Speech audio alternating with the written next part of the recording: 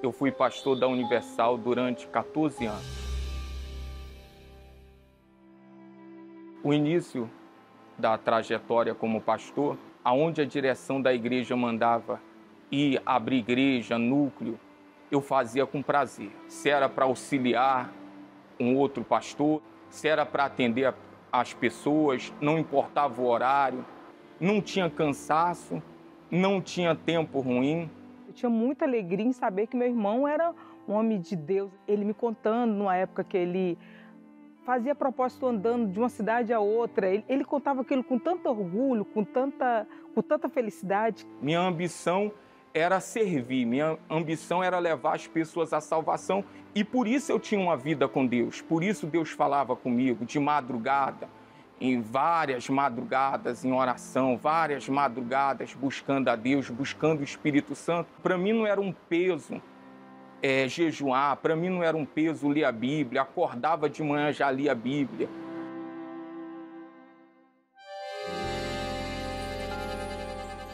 Nordeste, não tinha computador, as mensagens do Bispo Macedo, pagava a Lan House para conseguir, para baixar em um CD para ouvir na igreja a mensagem do bispo.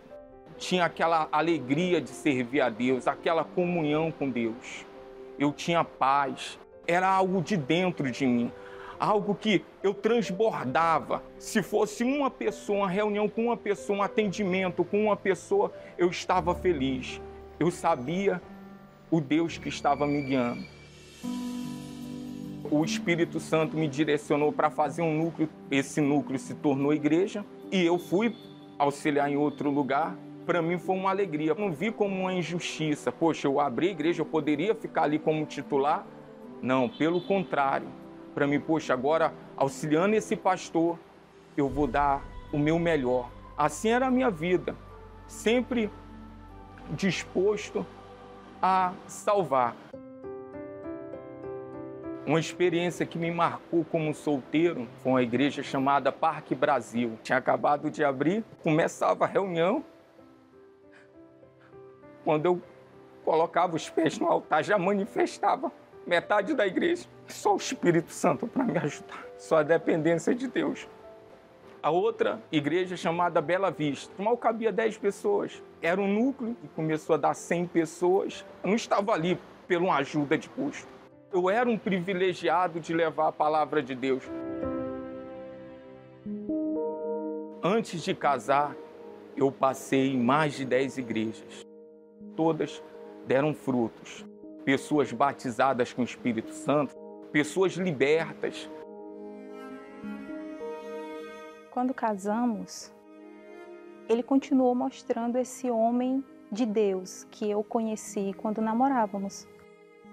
Ele mostrava esse amor, esse desejo de ganhar almas. Nós estávamos preocupados com o espiritual. Uma igreja maior, íamos para uma igreja menor, sendo que a igreja maior era menor e havia se tornado a maior. Mas ali eu não atribuía a minha a ela, e sim o Espírito Santo. Às vezes recebíamos ligações. Poxa, o que aconteceu? Você estava aí, agora está auxiliando, você estava aí, agora você está numa igreja menor. Não, o Espírito Santo, pô, agora que vai arrebentar. Na pequena, na grande, na média, sem igreja, auxiliando, tínhamos essa alegria. O ministério crescendo, desenvolvendo, as coisas dando certo. Eu que fazia no início núcleo e era um prazer, agora eu estava fazendo programas de televisão, rádio, reunião na catedral.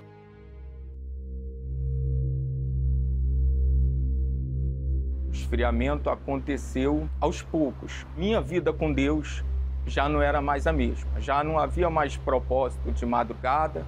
Estou muito cansado. Não, agora eu vou dormir. Já não orava como orava antes. Eu já não jejuava como jejuava antes. Eu já não lia a Bíblia e achava natural. Já estava no piloto automático. Eu via o número de pessoas crescendo.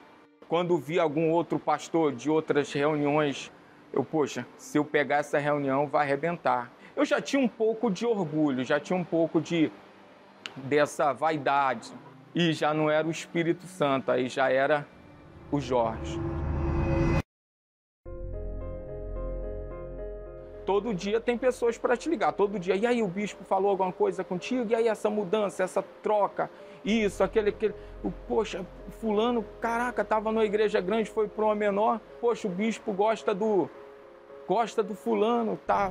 Pegou uma igreja maior. Não via mais como o Espírito Santo. A gente ouvia isso e achava natural. E eu via que aquela conversa não convinha mais com a obra de Deus, com o altar, com o espiritual. Às vezes questionava, essa amizade para você não está te ajudando, mas ele não ouvia. Reunião de pastores, o bispo falando da salvação, mas eu considerava que já sabia. Eu achava que não era comigo, eu achava que estava tudo bem.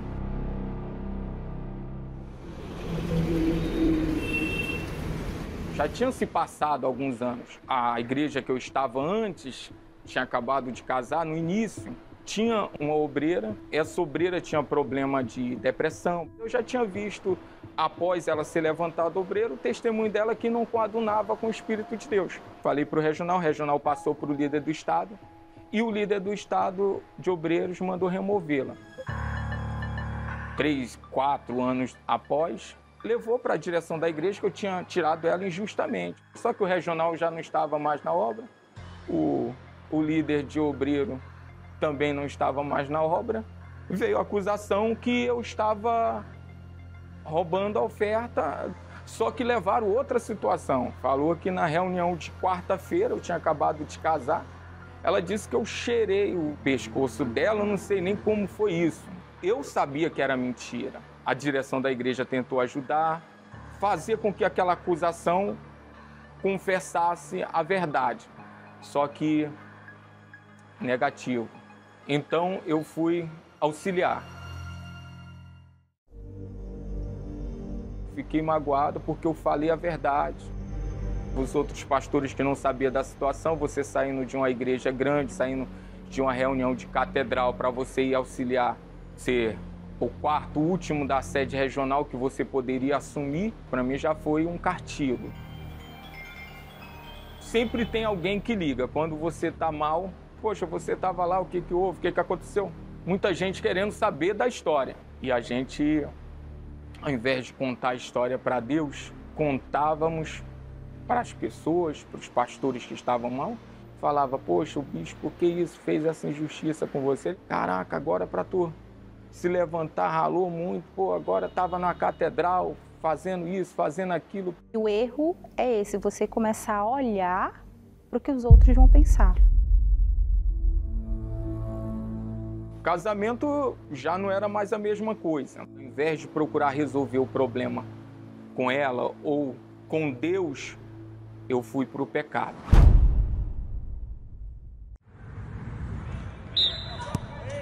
Fui no futebol, fui com outro pastor, ele já ia para prostíbulo. Fui algumas vezes, eu traí a minha esposa, me senti sujo, podre, mas as reuniões continuavam dando fruto, continuou crescendo. Com o tempo, eu voltei para a catedral para fazer a mesma reunião de sexta-feira que eu fazia. Depois, sede regional, adulterei de novo, traí a minha esposa numa sede regional. Alguém da igreja descobriu e levou a situação para o bispo. O bispo chamou, eu neguei para a minha esposa, neguei para o bispo. Fui transferido de estado e fui ajudar a Universal nos presídios. E já tinha bastante tempo que a gente não se via e fui visitar ele.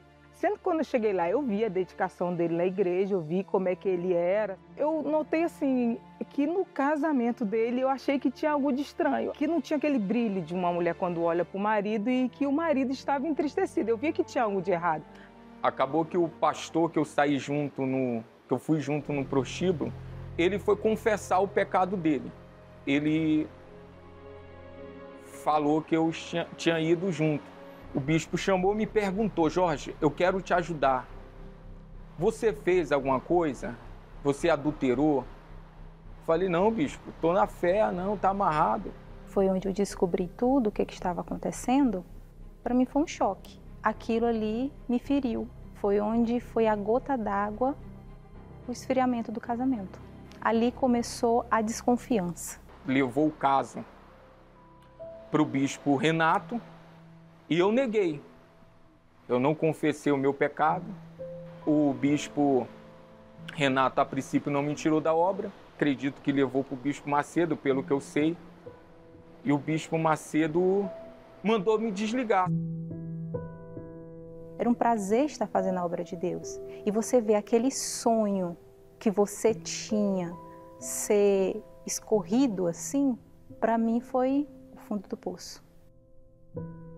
Continuei negando, continuei tentando encobrir o fracasso que estava dentro de mim. Viemos para o Rio de Janeiro e fomos construir a nossa vida aqui.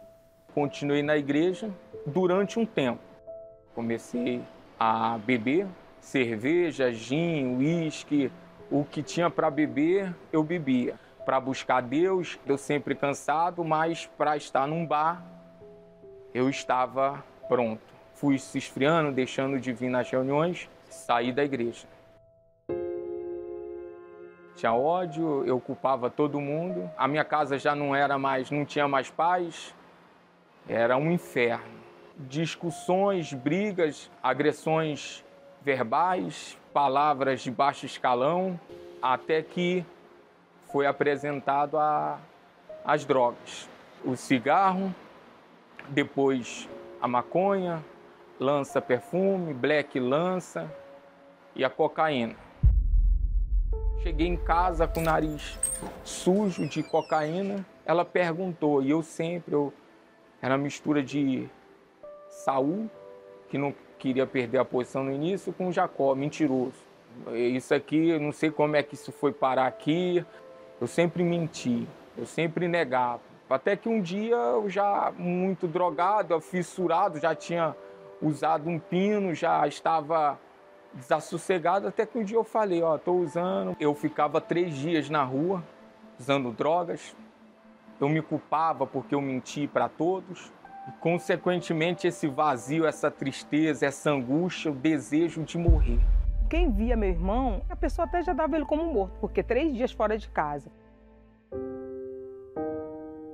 E eu comecei a lutar por ele, na igreja, fazendo corrente, propósito, oração. Eu não aceitava perder a alma dele. Aí, numa madrugada, ele me manda várias mensagens falando que me amava, que não queria destruir a minha vida e por isso que ele ia se matar. Pensei em pegar uma faca, me cortar, corda, pular de viaduto. Eu queria pegar o carro, jogar na frente de outro carro. Naquela situação, se eu morrer, eu ia para o inferno.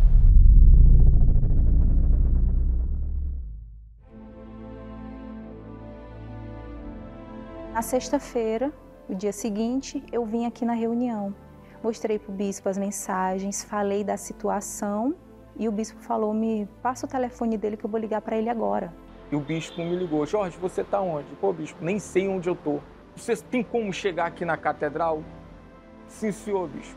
Ele me atendeu, ele orou, eu manifestei. Quem é você? Mais precioso. Qual foi a brecha que você conseguiu? Água! Vai! Igreja! Uma só vez eu vou dizer, em nome de Jesus, saia daí!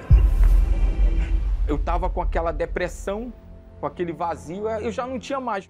Percebi aquela paz. Ele falou, poxa, Jorge, você já ajudou tanta gente. Você sabe o caminho. Eu lembro que foi na Fogueira Santa de dezembro de 2024. Era a Fogueira Santa do Espírito Santo. E eu sabia, poxa, eu tenho que receber o Espírito Santo. Agora eu tenho que receber. Dali por diante eu comecei a gerar o meu sacrifício. E eu me batizei nas águas. E aí comecei propósitos de madrugada, propósitos de oração, voltando àquele primeiro amor.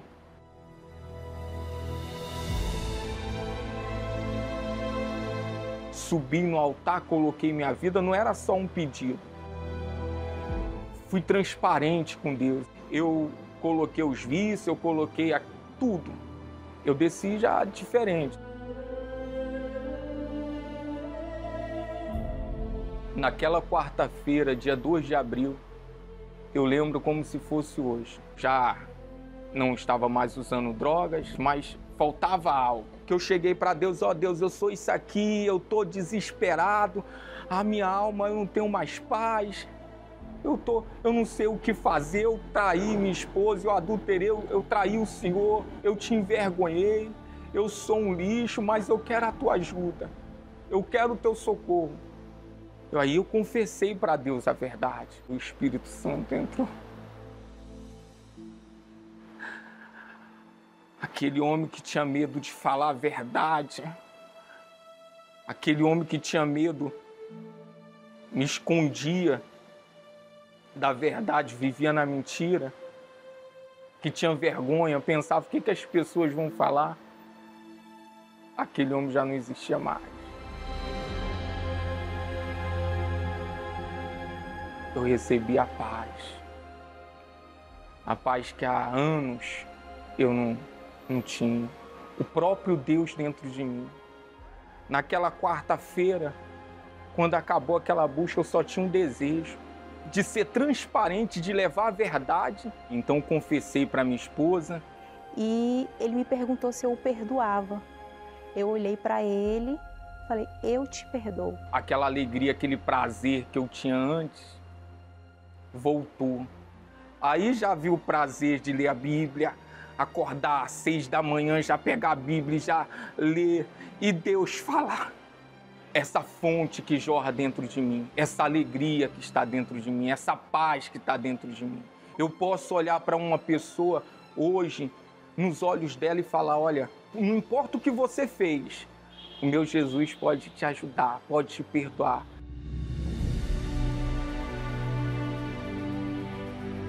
Hoje, eu posso dizer que eu olho para o meu esposo e eu vejo um homem transformado. O caráter de Deus está no Jorge. Uma amiga minha que eu vindo para casa do salão, eu parei. Aí ela chegou para mim e falou assim, Renata, teu irmão morreu, né? Pode falar para mim. Eu falei, como assim?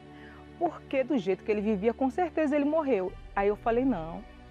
Jesus libertou meu irmão. Meu irmão não bebe, meu irmão não usa droga. E além disso, meu irmão tem um casamento abençoado. Eu vejo alegria no rosto dos dois. O meu casamento hoje é o retrato da presença de Deus. Ele, como marido, passou a me tratar com respeito, com amor. Hoje eu amo a minha esposa, fiel a uma só mulher, dedicada ao meu casamento. Há uma cumplicidade, há uma paz, há uma alegria. Hoje eu faço parte do grupo de evangelização. O meu desejo é só servir, só ganhar almas. Eu estou aqui hoje pela misericórdia de Deus. Você que está nessa situação que eu estive, seja humilde, peça ajuda, não espere perder o bem mais precioso que é a sua salvação.